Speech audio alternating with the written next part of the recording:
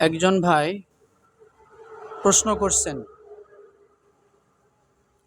1000 টাকা দান করার চেয়ে 1 টাকা ঋণ পরিশোধ করা উত্তম, কথাটা কি সঠিক? উত্তর হচ্ছে, রসুলের একটি হাদিস, বুখারী শরীফের 1426 নম্বর হাদিস, আবু হুরায়রা রাদিয়াল্লাহু তাআলা আনহু হতে বর্ণিত। তিনি বলেন, প্রয়োজনের অতিরিক্ত সম্পদ হইতে সদকা করা উত্তম। প্রয়োজনের অতিরিক্ত সম্পদ হইতে সদকা করা উত্তম। যাদের ভরণ পোষণ তোমার দায়িত্বে, প্রথমে তুমি তাদেরকে দেবে। আসলে দান এক জিনিস, ঋণ হলো আরেক জিনিস। তবে এ কথাটা সমস্ত কথার ভিতর থেকে সত্য, এবং রাসূলের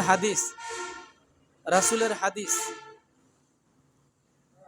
সেগুলো হলো, যে ব্যক্তি ঋণ থাকবে সে যদি শহীদ হয় তো এটাও আল্লাহ তাআলা তার শহীদিয়তটা কবুল করবেন না। ঋণ এমন এক মারাত্মক জিনিস। ঋণ হলো মানুষের হক, বান্দার হক। কার হক? ঋণ হলো বান্দার হক। দান করা এটা আপনার মানবীয় গুণ, আল্লাহর আদেশ এবং রসুলের সুন্নাহ। তো কথা হলো যে 1000 টাকা দান করার চেয়ে 1 টাকা ঋণ পরিশোধ করা উত্তম কিনা। আসলে দেখতে হবে ব্যক্তিটা ঋণ কেমন। অনেক মানুষ আছে, টাকা আছে, ঋণ শোধ করে না। আছে না? টাকা আছে, ঋণ শোধ করে না। এটা তার খাসলত, এটা তার আদত, এটা তার অভ্যাস।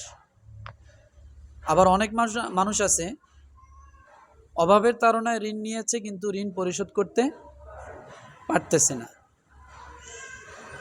এখন এই দুই ব্যক্তির মাঝে প্রথম যে ব্যক্তি টাকা আছে, ঋণ পরিশোধ করে না,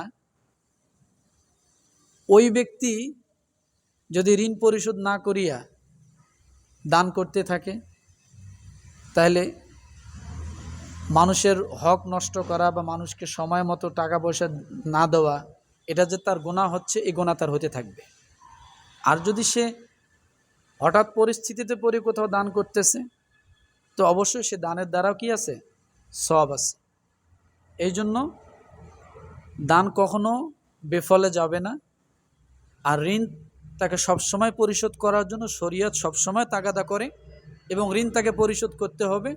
ঋণ পরিশোধ না করে মৃত্যুবরণ করলে কিয়ামতের ময়দানে ওই ব্যক্তিকে জবাবদিহি করতে হবে। জবাব ছাড়া সে এক পা নড়তে পারবে না। তাহলে এখান থেকে বুঝলাম ঋণ পরিশোধ করাটা অনেক গুরুত্বপূর্ণ বিষয়। আমরা ঋণকে পরিশোধ করার জন্য আগে ধাবিত হব। ঋণকে অগ্রাধিকার দিব দানের আগে, যে আমি আগে ঋণ পরিশোধ করি। কথাটা বুঝাতে পারছি?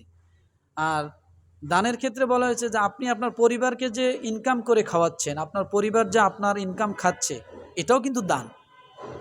বাহিরেই দান করতে হবে এমনটা না, এটাও দান। আপনার বাবা মা আপনার থেকে খাচ্ছে, এগুলো সব সদকা। আপনার স্ত্রী আপনার খাচ্ছে, এগুলো সব সদকা। তাহলে আপনি তো মানে তাদের ভরণ পোষণ করার যে দায়িত্ব, এই দায়িত্ব পাওয়ার কারণে আপনি তাদেরকে খাওয়াচ্ছেন, আপনি কিন্তু সদকা, দান সব কিছুরই সব পাচ্ছেন।